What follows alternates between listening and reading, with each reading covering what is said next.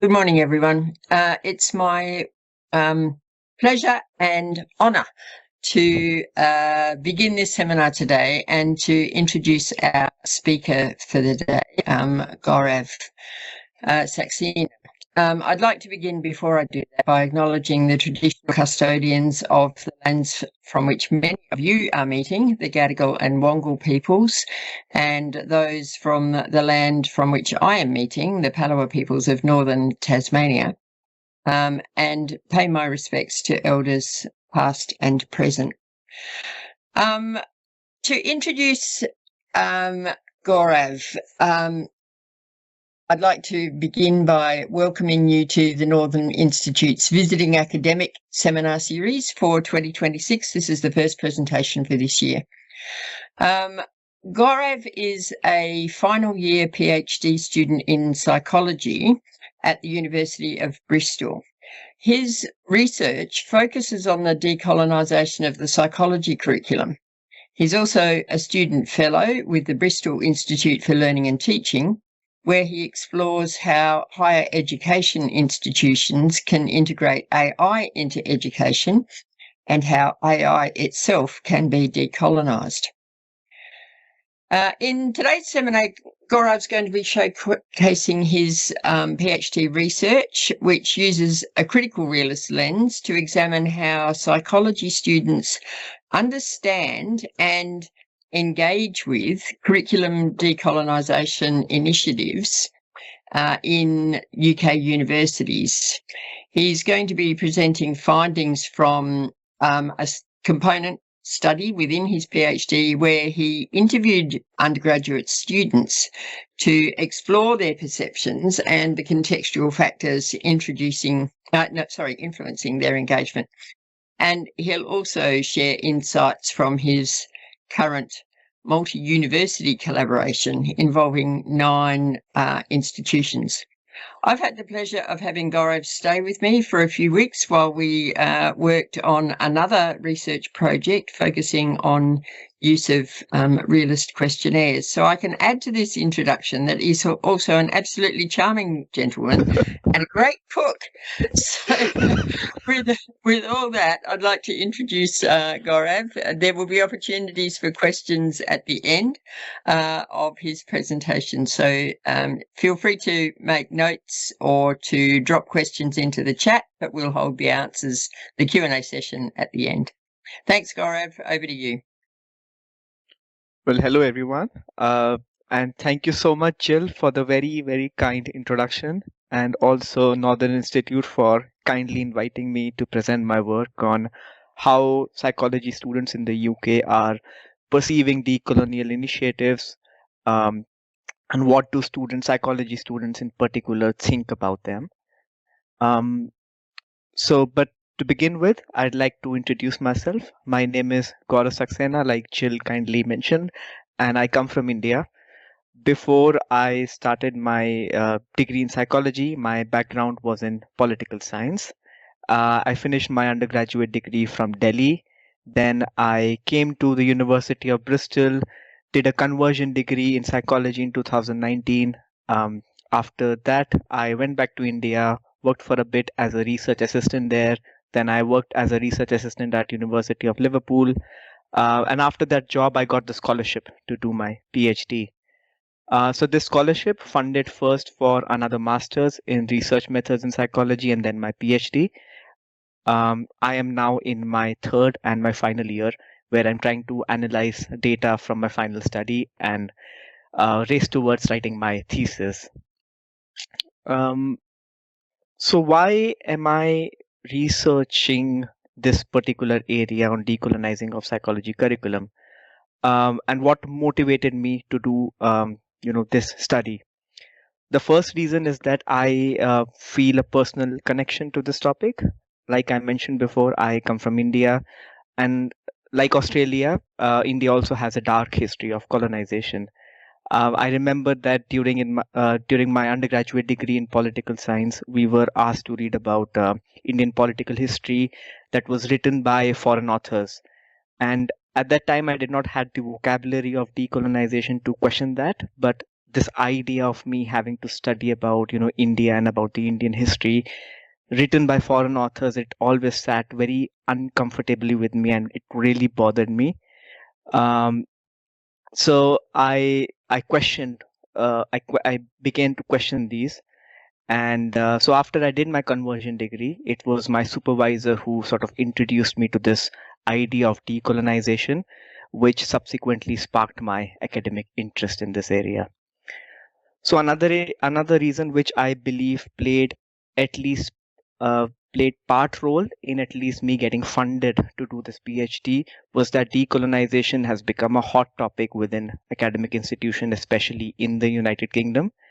Um, these two images, they relate to popular movements. The first, the one on the left, it relates to a movement in 2020 when the bronze statue of Edward Colston, who was an infamous slave trader from Bristol, was toppled into water. Um, and the right image, it relates to the subsequent demands around the same time when students really demanded that the names of buildings be changed, the logo of our institution be changed, so which made decolonization a very hot topic in context of UK. Now, I believe that because it has become hot topic, a lot of institutions are strategically placing themselves, um, as one of the leading institution to do something about it. But I believe that most of the departments and most of the universities, they want to decolonize, uh, but do not really know how to do it. And a lot of people are also sort of branding their EDI efforts or diversification efforts as decolonization. Equally mysterious, I believe, is what impacts are the current decolonial initiatives having, because there are several things which are happening in universities, but with limited understanding of these impacts and who this impacts particularly relates to, under what circumstances are these happening, why is it happening, and this became the focus of my PhD. I want to understand how curriculum decolonization initiatives are impacting students, under what circumstances, why, what are the outcomes that it is having or not having. So before I proceed, I'd like to talk about what curriculum decolonization means to me personally. So for me, curriculum decolonization means becoming more critical and more reflective as learners. It starts by questioning for me, it starts by questioning what I am taught. So, for example, I began recognizing that knowledge is not really neutral. So, by asking whose perspectives are included, whose perspectives are missing, it also means broadening what counts as knowledge. So, in psychology, much of what we learn is based on Western perspectives. So, for me, decolonization means engaging with a wider range of voices and a wider range of experiences. It also involves reflecting on my own position and my own positionality. So for me, a critical part of decolonization is about understanding how my background shapes how I'm learning and how I'm interpreting whatever I'm learning. And importantly, it also means engaging critically rather than, passively with whatever I learn. And by questioning whether and how, for example, the things that we learn apply or apply differently or do not apply across different cultural contexts. So overall, for me, decolonizing the curriculum is not just about learning knowledge, but it is about making an active effort in questioning and in expanding it. For me, decolonizing the curriculum is not about, just replacing white or Western knowledge, which a lot of, when I engage with such conversation, a lot of academics, they become nervous about this idea that decolonization comes as an attack to all the Western or all the white knowledge that is there. But for me, it is about, giving proper contextualization to what we are learning, and about giving the students the tools or helping them become able to seek diverse forms of knowledge for themselves. Um, so anyway, what did I do? So in my PhD so far, I have completed 3 sets of studies. In the first one, I tried to understand how curriculum decolonization was approached in different UK universities. For doing the study, I interviewed with heads of psychology departments, EDI leads within psychology departments, at 11 different UK universities. And along with them, I co-produced some recommendations on what we can do to decolonize the psychology curriculum, what is being done, and what should be done differently. In my second study, I then refocused my attention to students. So based on student feedback that decolonial learning, seems to be isolated from rest of the learning. Uh, so we took this feedback and we sort of tried to develop 3 bite-sized and small activities that could be integrated within the curriculum. After these were delivered to students, they gave us feedback about what they thought of them, and I analyzed the student feedback on these 3 decolonial activities. In the third study, I followed up on the key findings and did another in-depth qualitative study with students. And in my final study that I'm currently doing now, I'm exploring if there's any evidence to support the conclusions that I drew from from my previous work. So my first study is now published. You can scan the QR code if you want to read about it further. The second one is under press right now, but you can again scan the QR code. It'll take you to the web page of the preprint. And the third study, which is currently in review process, this will be the focus of my present talk.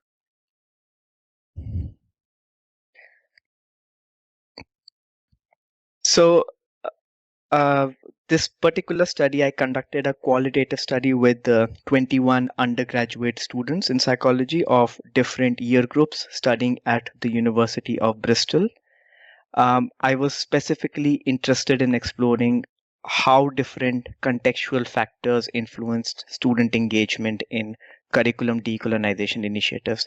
I took student engagement as the outcome for interest because it is considered one of the important pedagogical motives for a lot of institutions, especially in the UK, and it is seen as an indicator for learning. So these interviews were conducted with students after they had participated in the decolonial activities, which I mentioned briefly previously. So another rationale was that these activities, I could make a reasonable assumption that the students are aware of some concepts of decolonization and could refer back to how they felt about being involved in these activities. So these activities basically were sort of introductory level stuff, where students were taught about what decolonization is, how it relates to psychology, how it relates to their curriculum. And there were some other activities where they used some of these concepts to integrate it within their learning of research methods and their other learning of other units. So my primary focus was on the context because of my research philosophy of critical realism, uh, which assumes that all our behaviors are dependent on the context that we are in. So me being, for example, a student of color who is very much engaged in curriculum decolonization may have, positive response to decolonial initiatives in comparison with maybe another student of color whose response may not be as positive. But to, I think, make our research simpler, we tend to put people under these homogeneous categories.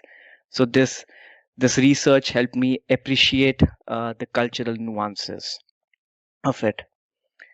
So my main research questions was to identify and examine the different contextual factors that may facilitate or hinder student engagement with curriculum decolonization initiatives, and also understand why it happens. So the interviews were transcribed verbatim, and I used a realist informed thematic analysis to analyze the data. And I used Poisson's framework of different layers of context. To explain this, I tend to see these different layers as different layers of an onion. So where the individual it sat at the core of it, the innermost layer, which is about my own beliefs or my own motivations about being engaged in curriculum decolonization. This was followed by interpersonal layer, which is about the interactions I have with my peers or with my teachers and how the power dynamics influenced these interactions.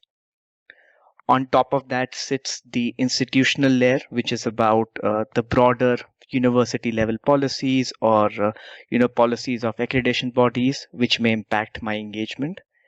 And at the broadest level is the infrastructural layer, which is about the societal, the economic, social, or political factors that may play a role in shaping engagement. So now I will go through uh, what I found across all these layers very briefly.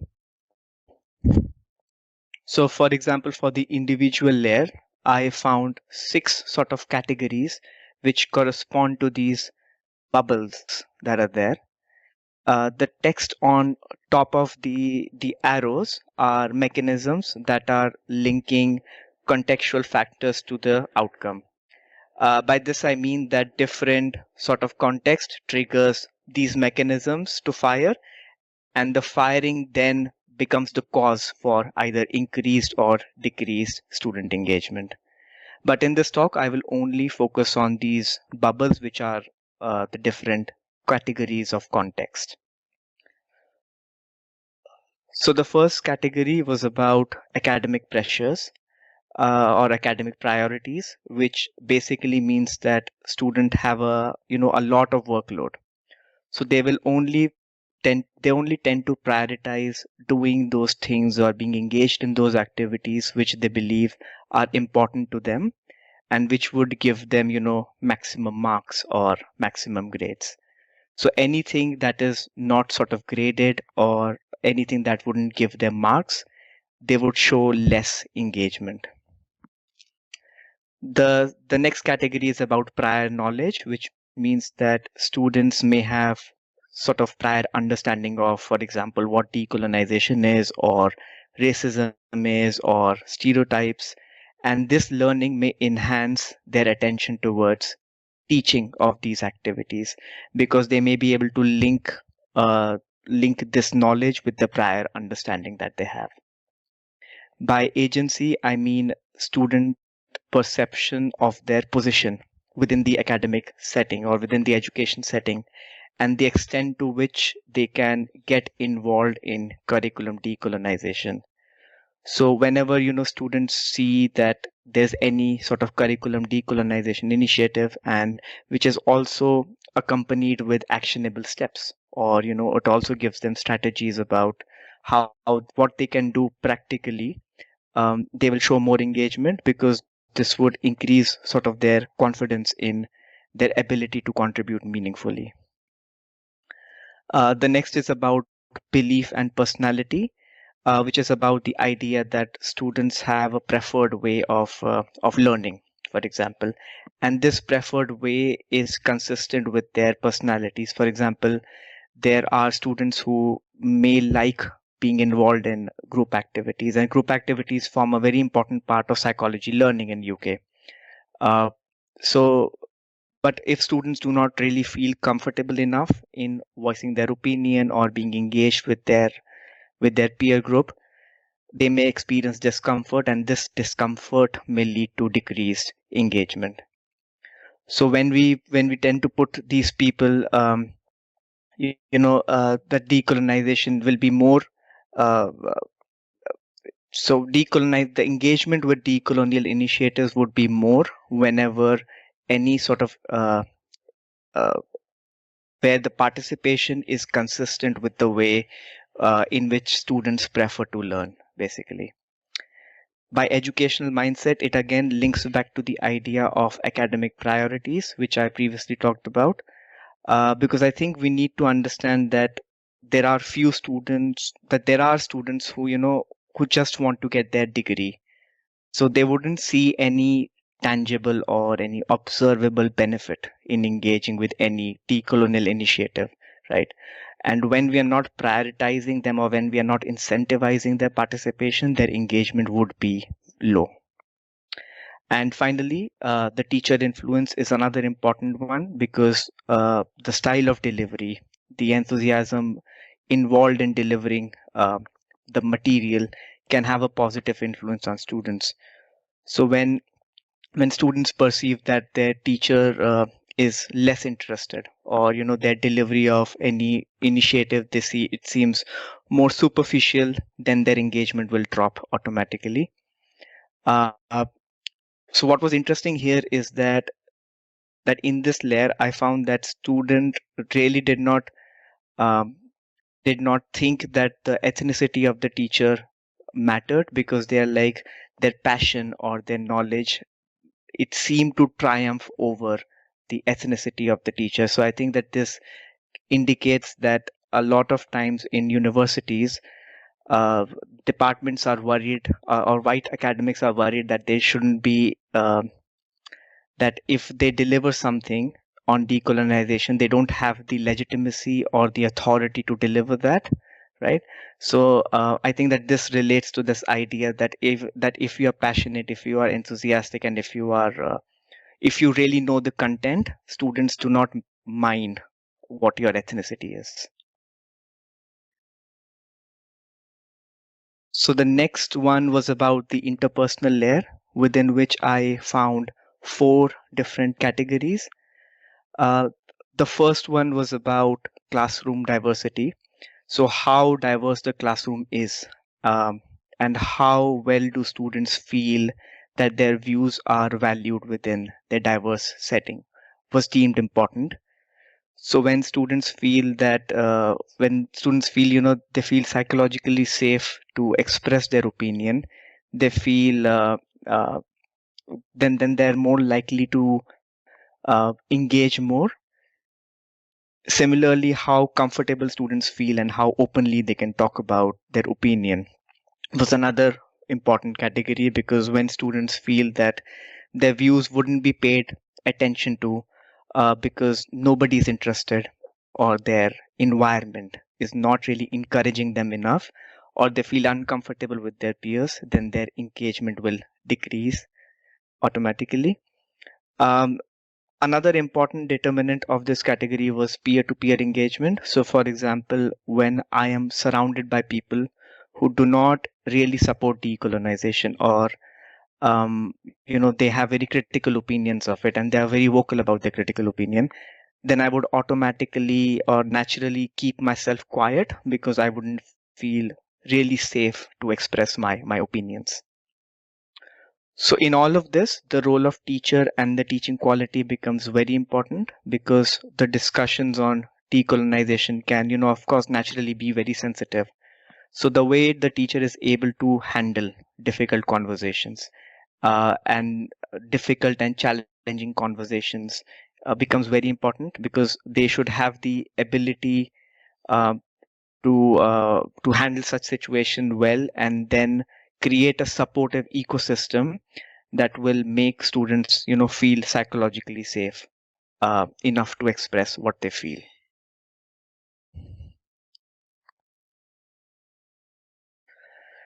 So within the institutional category, I found these five categories. The first one was about how diverse the academic staff body is. So when we talk about decolonization initiatives, having academics from a minoritized background becomes very important, because because students think that when you also have diverse staff body, uh, it becomes more meaningful, right? And decolonization initiatives, they also appear less performative to them. uh, they tend to think that the things that are being talked about by academics of color would have more weight to it and are more meaningful. So another category was about teachers' subject expertise and the perception of their preparedness, which again relates to the categories within interpersonal and within individual layer. the perception of their preparedness on decolonial learning influenced student participation. Uh, in the interview, some students suggested that there may be times, that the teacher doesn't feel very confident in the delivery, and they said that it appeared as if that learning on decolonization was their own homework. So they were, sort of dissatisfied with such delivery and believed that this may be because teacher either need more training or more professional development or more support from the university. So such opportunities for teacher may make them more confident, and this may have more positive influence on student engagement. By broader emphasis, I mean when, for example, accreditation bodies such as in case of UK, it's the British Psychological Society, it pushes for decolonization and puts it within their accreditation requirements, then this would create another ecosystem, uh, a supportive ecosystem, because students would believe that, you know, students sometimes believe that this would make the academics who are not really interested in decolonization or who are hesitant towards decolonization, uh, they would have to then necessarily engage with such things because the BPS have said them to. Uh, and this would then translate to more participation, because they would also see that decolonization has become an important disciplinary goal, uh, and yeah, and then they would focus more. And like in the individual layer, student workload can be institutional factor too, because the way student workload is designed shows sort of the institutional priorities. So if the institution doesn't see decolonial learning as important, then it would be less prioritized in terms of the student workload, because it would not, give any space for students to engage with any decolonial learning at all, and naturally drive down the engagement. Finally, decolonial scholars have argued for more participatory and more co-created approach for decolonization as an important goal, or as an important means to achieve decolonization. So when students are involved in the process of co-creating their curriculum, their engagement can presumably be more, because they tend to see themselves as more represented in the curriculum, and when they see themselves reflected in the curriculum, they may be able to relate to the content more, and students, they may also have this more sense of agency in their education. And then lastly, in the infrastructural layer, sorry, I found 4 sort of categories. Um, so by biased knowledge, I mean that if students generally believe that, Eurocentric knowledge or Western knowledge is ideal, then their engagement in learning about any sort of other knowledge system or other forms of knowledge will be less. Uh, this may be because they haven't been exposed to any such knowledge system, or the education system more broadly simply did not expose them to any, the realities of decolonization or any other sorts of knowledges. However, in the interviews, there were also students who displayed, more awareness of history or the impacts of colonization, and this made them have this more sense of moral responsibility and more sense of action, that they should do something towards the cause. And finally, perceived zeitgeist relates to this feeling of being restricted in engaging properly, because students feel that their opinion or their views might not be taken well in the current political or social climate, and then this discourages them from participation. So yeah, so this was my analysis. These were my findings. But with these analysis, I found these 4 main overarching topics that I believe influenced decolonial initiatives.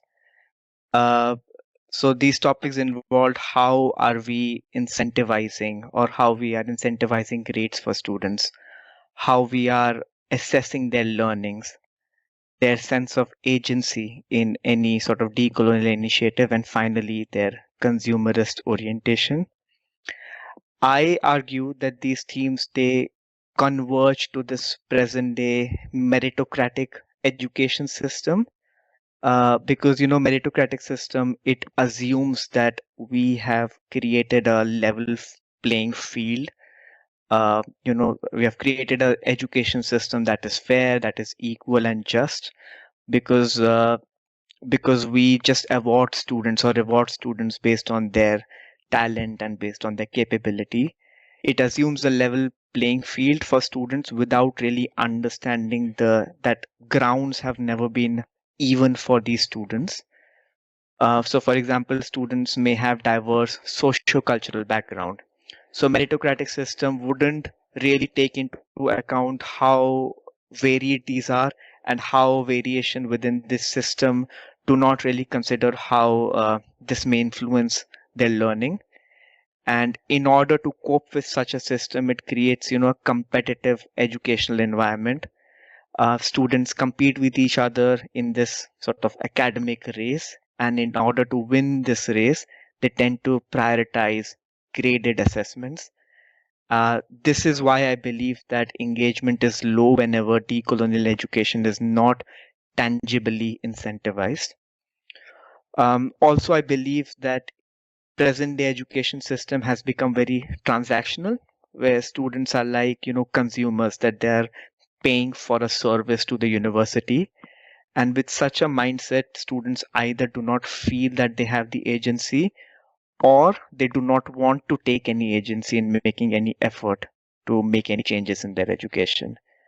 And similarly, I also feel that because of this, the university also sometimes feel anxious or sometimes nervous in even giving students them this agency. Right. So one of the other things which I did with my analysis was create some sort of CMO statements. CMOs are nothing but hypotheses. Uh, so basically, we assume that any initiative, when it is applied to a specific context, may interact with some mechanisms. Sometimes these mechanisms may be visible or sometimes they may not be visible, and such an interaction will produce or cause an outcome to happen. To give you an example of what one of the CMO statements may look like. So if students perceive their workload as heavy, they are likely to engage in decolonial initiatives only when these offer clear incentives such as marks or credit. This is because some students adopt a surface learning mindset where engagement is more driven by external motivation rather than intrinsic interest. So in this case, the context is the perception of their workload being heavy, motivation is the mechanism, and engagement is the outcome.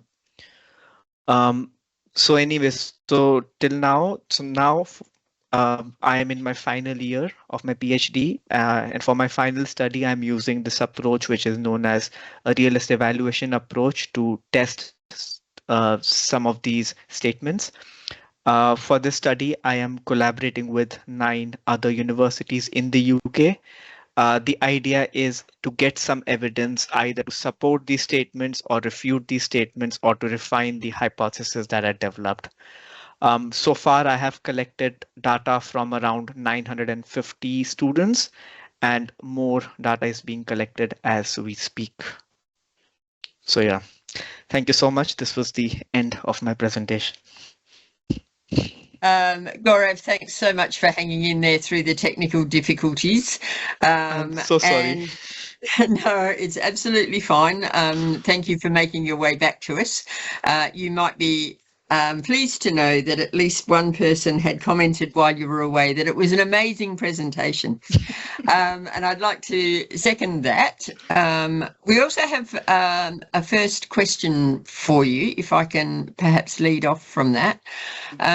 Judith has asked, how critical realism has facilitated your study and insights. Yeah. So critical realism really helped me understand the context, or to really ground the context in my study and to get some of these insights. Like I was explaining, that I realized quite early on in my study that we were, in order to make our life simpler, we were putting people under these homogeneous categories, which I did not really think made sense, because I realized that sometimes my opinion when I was talking about decolonization uh, were more in line with some other white students than they were in line with other international students or with other students of color. So this really, because and but yeah, I think that we always tend to believe that white students wouldn't like it and non-white students would naturally like it, right? So I think using this critical realism approach, I was able to ground the context and to really understand or really unpack the different contexts that were there in my study. That's fabulous. Can I just check whether there are any other questions from people online? Feel free to put your hand up or speak if you want to ask a question, or you can drop it into the chat if you'd rather.